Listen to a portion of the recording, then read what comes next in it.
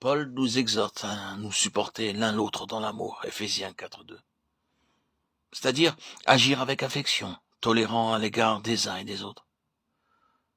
Personne ne peut se vanter d'être parfait. Nous avons tous nos propres fautes.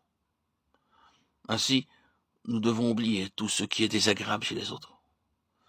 Notre attitude envers eux doit être amour et patience, même s'ils nous importunent par des choses désagréables.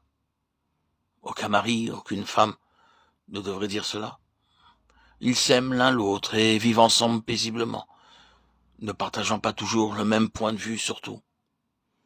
Ce sont les caractéristiques d'un croyant dans la famille de Dieu.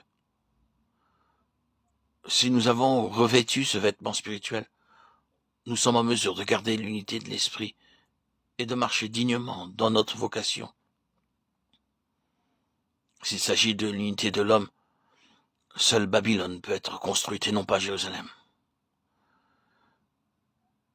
Paul déplace le centre d'intérêt de l'unité des croyants vers Christ, qui s'est donné pour chaque croyant. Christ, la tête de l'Église, donne ses dons à l'Église pour amener le peuple de Dieu à la maturité.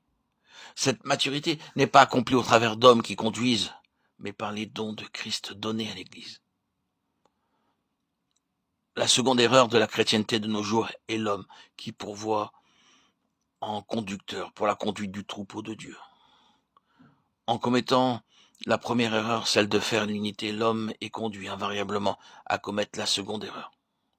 Lorsque Dieu a fait l'unité, il a pris la responsabilité de pourvoir à chaque chose pour cela.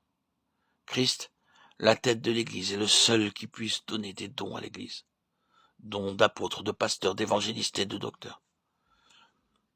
Pour bien expliquer cela, prenons l'exemple d'une personne qui veut devenir ingénieur. Il doit d'abord aller dans une école d'ingénieur, trouver une place et travailler dur pour obtenir un diplôme. Il devient ingénieur, mais lorsqu'une personne veut être un prophète de Dieu, elle ne peut pas agir ainsi. Elle peut aller dans le meilleur des collèges bibliques et étudier pendant de nombreuses années, mais aucun collège biblique ne peut produire un prophète de Dieu. L'homme ne peut pas produire un conducteur spirituel. L'homme ne peut pas produire les dons de Christ.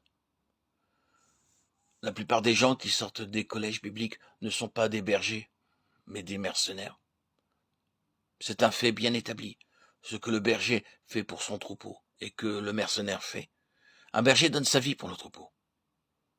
Le mercenaire, lorsque le loup attaque le troupeau, s'enfuit. C'est ainsi que de nombreux mercenaires vont de pays en pays.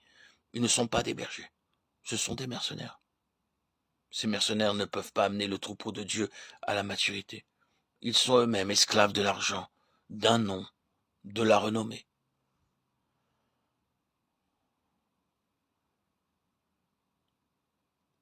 La maturité est introduite lorsque l'Église de Dieu est à genoux et crie à Dieu pour qu'il donne à son Église les dons.